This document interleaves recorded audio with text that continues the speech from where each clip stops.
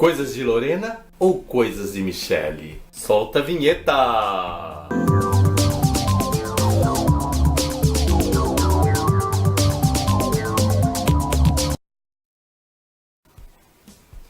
Olá galera, o meu nome é Fernando Neri, o filósofo dos livros, e hoje eu vim falar para vocês a respeito de um livro apaixonante que me deixou bastante pensativo, que me fez rir, que me fez chorar, que é o Coisas de Lorena, da autora Michele Paranhos. Realmente, Coisas de Lorena é um livro encantador. É um romance biográfico. A autora Michele Paranhos vai nos contar a história de sua filha. E dentro dessa história, ela vai falar de relacionamentos. O relacionamento dela com a sua filha e o relacionamento da filha com o resto da família. Mas uma coisa que é importante frisar é que há uma predominância da relação de mãe e filha, ou seja, da Michele com a Lorena. Lorena é uma menina diferente, e eu acho que é isso que fez com que ela se tornasse tão especial e tão querida. Eu acredito que foi por isso que eu me apaixonei por essa história e por isso eu ri, mas também chorei. Lorena é portadora de uma síndrome que tem uns sintomas bem parecidos com autismo. De certa forma, isso prejudica o raciocínio de Lorena. Temos uma linha de pensamento em forma de fragmentos. Só que o interessante é que cada fragmento do pensamento de Lorena lembra uma peça de quebra-cabeça. E como toda peça de quebra-cabeça, existe uma conexão entre elas para formar um grande quadro. Então é assim que é a Lorena. Apesar da palavra síndrome remeter à doença, depois que eu li Coisas de Lorena, eu fiquei um pouco com raiva dessa palavra. Síndrome e doença passou a me incomodar bastante. Sinceramente, eu não consegui enxergar nessa menina uma pessoa doente e portadora de uma síndrome. Eu enxerguei alguém que pensa diferente, que tem uma visão de mundo bastante peculiar. Lorena transparece simplicidade em seus atos e na sua forma de falar. A obra é narrada pela Michele Louise Paranhos, que é a mãe da Lorena. É interessante notar que a Michele, ao contar essa história, ela imitou a forma de pensar da Lorena. O livro é como essa espécie de quebra-cabeça, cheio de pecinhas que nós precisamos juntar. A obra é narrada em primeira pessoa. Geralmente, quando um livro é narrado em primeira pessoa, o narrador é o protagonista. E não é o caso desse livro. Aqui, a narradora é a mãe da Lorena e a protagonista é essa menina. Então, é alguém que narra em primeira pessoa para contar a história de outra. Aí eu me dei conta de um diferencial. O livro é, ao mesmo tempo, uma narração em primeira pessoa, porque é a Michele que está narrando, ela usa o eu. Mas como ela está contando a história de Lorena, dentro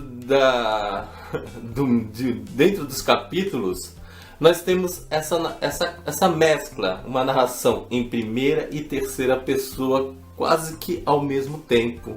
Aí me caiu uma ficha. Todo livro que é narrado em primeira pessoa acaba também sendo narrado em terceira pessoa, porque mesmo quando o narrador é o protagonista, ele está contando a sua relação com outras pessoas e ele usa a terceira pessoa.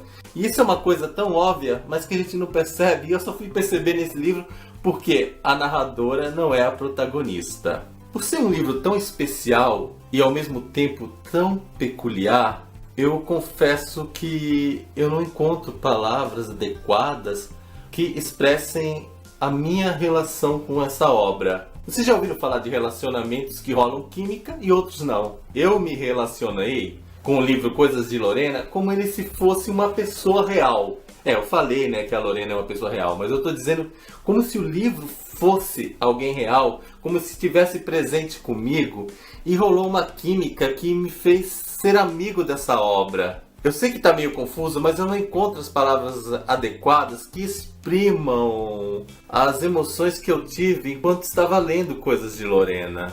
E isso gera uma frustração muito grande, porque eu sei que eu não vou conseguir expressar a grandiosidade da obra e que eu não estou conseguindo dizer para vocês quem realmente é Lorena. E ao mesmo tempo que temos Coisas de Lorena aqui, nós temos Coisas de Michele, pois em cada página nós vemos sentimentos de uma mãe que é apaixonada pela sua filha. Lorena, Michele e toda a sua família são pessoas encantadoras.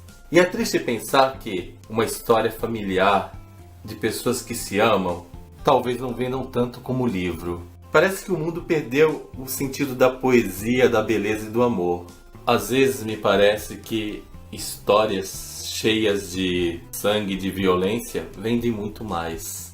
E eu sinceramente gostaria muito que as pessoas lessem Coisas de Lorena. Uma característica desse livro é que ele é dividido em capítulos. Ah, Fernando, mas isso todo livro é dividido em capítulos. Mas o que eu quero dizer é que quando o livro é dividido em capítulos, o próximo capítulo ele é uma continuação do anterior de maneira perfeita.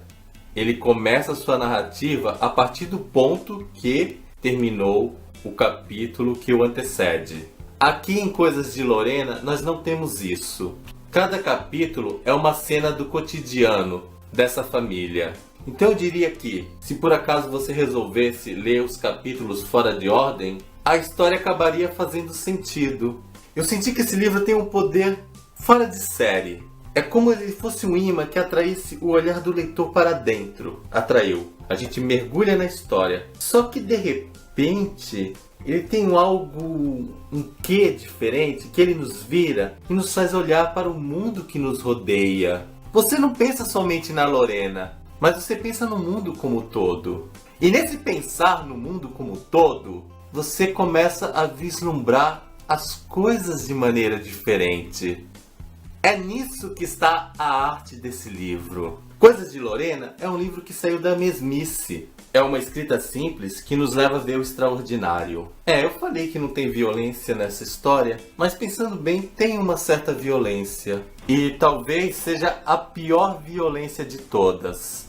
Aquela violência mascarada, aquela violência sutil. Por que eu digo que é uma violência sutil? Porque pelo fato de Lorena ser diferente, algumas pessoas não conseguem se relacionar com ela. Em alguns capítulos nós vemos a queixa da menina. Ela reclama da falta de amigos.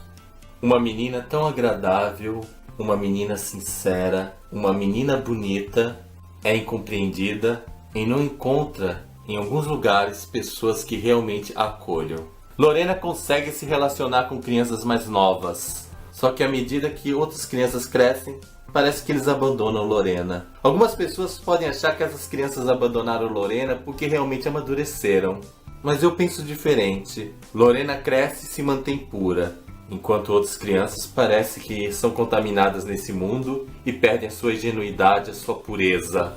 A protagonista dessa história não pode ser rotulada. Certa vez eu li uma citação de um filósofo chamado Emmanuel Mounier, que ele dizia que as melhores pessoas elas trazem mistério em suas atitudes.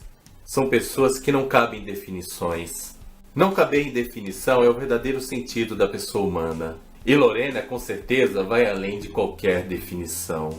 A obra é recheada com ilustrações como essas. Vejam, esses são os desenhos de Lorena. Essa edição está primorosa. Bem, gente, olha aqui bem nos meus olhos. Vocês devem estar achando a minha resenha bastante confusa, não é mesmo? Contem para mim a verdade. Mas eu vou confessar algo. Assim como o livro é formulado tentando imitar uma porção de pecinhas de quebra-cabeça para se unirem no final, eu reproduzi na minha resenha essa característica. Cada frase minha é um pedacinho desse quebra-cabeça. Caberá a você que está me assistindo juntar essas pecinhas para entender a mensagem. O leitor sábio não vai ter nenhuma dificuldade. E de uma coisa eu tenho certeza. Quem conseguiu captar a beleza da história de Lorena vai sair correndo para adquirir o seu exemplar. Para um livro tão maravilhoso, eu não tenho nenhuma sombra de dúvida. Merece 5 estrelas. Eu quero dizer que eu estou apaixonado pela Lorena. Essa menina realmente conseguiu um lugar em meu coração. Então, gente, é isso.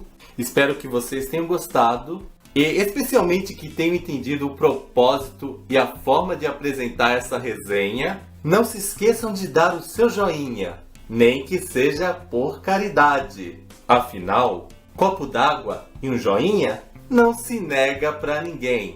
Tchau para vocês e até o nosso próximo vídeo. Tchau!